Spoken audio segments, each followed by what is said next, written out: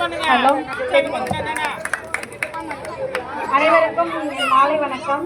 எல்லாருக்கும் இனிய தமிழ் புத்தாண்டு நல்வாழ்த்துக்கள். இப்போ நம்ம வந்து அம்பேத்கருடைய 134வது பிறந்த நாளை கொண்டாடிட்டு இருக்கோம். இதை ஆர்கனைஸ் பண்ண எல்லாருக்குமே வந்து ரொம்ப நன்றி. பசங்களை வந்து ஊக்குவிக்கிற காரணமாக நிறைய விஷயங்களை வந்து எடுத்து பண்ணிகிட்டு இருக்காங்க. ஸோ இது தொடர்ந்து பண்ணிகிட்டு இருக்கணும். அதே மாதிரி நம்ம பேரண்ட்ஸ் எல்லாருமே வந்து பார்த்திங்கன்னா இப்போ இருக்கிற டிஜிட்டல் வேர்ல்டில் நிறைய இப்போ ஃபோனுக்கு அடிமையாயிட்டாங்க பசங்க. ஸோ அதுலேருந்து வந்து பசங்களை மீட்டெடுக்கணும். ஸோ இந்த மாதிரி நிறைய எக்ஸ்ட்ரா கரிக்குலர் ஆக்டிவிட்டீஸ்லாம் நம்ம ஊரில் பண்ணணும். ஸோ பசங்களை வந்து அதில் இன்ட்ரெஸ்ட் கொண்டு வரணும். ஸோ பேரண்ட்ஸு நம்ம தான் வந்து பசங்களை என்கரேஜ் பண்ணி அவங்கள இங்கே கொண்டு வரணும். ஸோ இப்போ பீமாராவை பற்றி நான் கொஞ்சம் பேசிக்கிறேன்.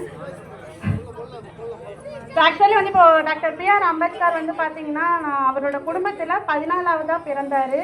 ஸோ அவர் வந்து பார்த்தீங்கன்னா மகர் இனம் சொல்லுவாங்க, அதாவது தாழ்த்தப்பட்ட ஜாதியில் பிறந்தார். ஸோ அவர் வந்து அவங்க அப்பா வந்து பார்த்தீங்கன்னா இராணுவத்தில் தான் ஒர்க் பண்ணிட்டு இருந்தார். ஸோ இருந்தாலும் அவருக்கு வந்து நிறைய ஸ்கூலில் வந்து வசதியான ஸ்கூலில் வந்து படிக்கிறதுக்கான வாய்ப்பு கிடைச்சிது. பட் அவரால் வந்து உள்ள கிளாஸ்க்குள்ளே ஸ்டூடெண்ட்ஸோடு சேர்ந்து உட்காந்து படிக்க முடியாத சூழ்நிலை. டீச்சர்ஸ் யாரும் கூட சேர்ந்து உட்காரக்கூடாது அப்படின்னு சொல்லிட்டாங்க. ஆனாலும் இப்போ நம்ம ஒரு இடத்துல ஒர்க் பண்ணுறோம், ஒரு கடையில் போய் ஒரு பொருள் வாங்குகிறோம். இப்போ நம்மளை ஒருத்தர் ஒரு விதமாக சொல்லிட்டாங்கன்னா நம்ம அடுத்த செகண்ட் என்ன பண்ணுவோம்? நம்ம ஒர்க் பண்ணுற இடத்துல நம்மளை ஒரு தாழ்வாக பேசுகிறாங்க, சீப்பாக பேசுகிறாங்கன்னா நம்ம இந்த இடத்துல வந்து ஒர்க் பண்ணுவோமா? மறுநாளே சண்டை போட்டுட்டு நின்றுவோம். அதே மாதிரி ஒரு கடையில் ஒரு பொருள் வாங்குகிறோம், நம்ம அதை ஒரு ரூபா சொல்லிட்டாங்கன்னா நம்ம அந்த கடைக்கு மறுபடியும் நம்ம போக மாட்டோம், கரெக்டா? ஆனால் அவர் வந்து என்னதான் நம்ம ஜாதியை வச்சு கேவலமாக பேசினாலும் சீப்பாக பிஹேவ் பண்ணாலும் நான் படித்தே ஆகணும்ன்ட்டு மறுநாள் ஸ்கூல் வாசலில் போய் நிற்கிறாரு. கிளாஸ்க்கு வெளியில் ஒரு கையில் புத்தக பை, ஒரு கையில் வந்து கோணி பை. நான் கோணி பையில் போட்டு நான் உட்காந்துக்கிறேன், ஒரு மூலையில் உட்காந்து நான் படிச்சுக்கிறேன், நான் படித்தா போதும் அப்படின்ட்டு அந்த கிளாஸில் போய் உட்காந்து படிக்க ஆரம்பித்தார். அதுக்கப்புறம் அவருக்கு சின்ன சின்ன உதவிகள்லாம் கிடைச்சிது. அதை வச்சு அவர் நிறைய படிப்பு படித்தார். அவரோட திறமையை பார்த்து பரோடா அரண்மனையில் வந்து பார்த்திங்கன்னா நிறைய ஹெல்ப் பண்ணாங்க அவருக்கு. அதுலனா ஒரு கண்டிஷன் என்னென்னா, நீ எவ்வளோ வேணாலும் படிக்கலாம், நீ படித்து ஒரு பெரிய நிலைமைக்கு வந்ததுக்கப்புறமா நீ ஒர்க் பண்ணணுன்னா எங்களோட அரண்மனையில் நீ ஒரு 10 வருஷம் ஒர்க் பண்ணணும். அந்த கண்டிஷனுக்கு ஒத்துக்கிறதா இருந்தால் நாங்கள் ஹெல்ப் பண்ணுறோம் அப்படின்னு சொன்னாங்க. ஸோ அவரும் அந்த ஹெல்ப்பை ஏற்றுக்கிட்டு நான் பண்ணுறேன் அப்படின்னு சொல்லிட்டு நிறைய படித்தார். இதில் முக்கியமாக வந்து பார்த்திங்கன்னா பொருளாதாரம், பொலிட்டிக்ஸ் அதை பற்றிலாம் வந்து நிறைய படித்தார்.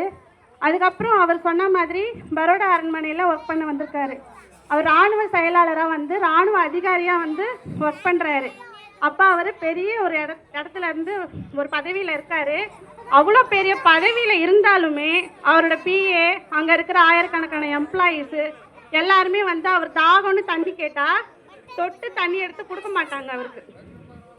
ஸோ அப்படிப்பட்ட இதுவில் இருந்து அவர் மனம் நொந்து வெளியில் வந்து நம்மளோட இதுக்காக நம்ம போராடணும்னு சொல்லி இறங்கினார். அவரோட ஊரில் மகத்துன்னு ஒரு குளம் இருக்குது, அந்த குளத்தில் எல்லாருமே தண்ணி எடுத்து குடிக்கணும்னு சொல்லி கேஸ் போட்டு நிறைய போராடினார். 10 வருஷம் கழித்து அந்த போராட்டம் முடிவில் எல்லாருமே வந்து அந்த குளத்தில் தண்ணி எடுத்து குடிக்கலாம் அப்படின்னு சொல்லி ஒரு முடிவு வந்தது. சரியா? அது இல்லாமல் இப்போ நிறைய பேர் என்னென்னா நம்மளோட ஜாதி தான், நம்மளோட தாழ்த்தப்பட்ட ஜாதியில் பிறந்திருக்காரு, நம்ம தான் கொண்டாடணுன்றது கிடையாது. அவரை வந்து எல்லா ஜாதியினருமே கொண்டாடக்கூடிய ஒரு தலைவர் தான் அவர். அவர் அப்படி என்ன பண்ணியிருக்காரு அப்படின்னு பார்த்தோன்னா நிறைய புக்ஸ் எழுதியிருக்காரு. அதில் ஒரு சில புக் வந்து பார்த்திங்கன்னா த ப்ராப்ளம் ஆஃப் ருப்பி, அதாவது பணத்தோடைய பிரச்சனை. ஸோ அதை பற்றின புக்கை எழுதியிருக்காரு.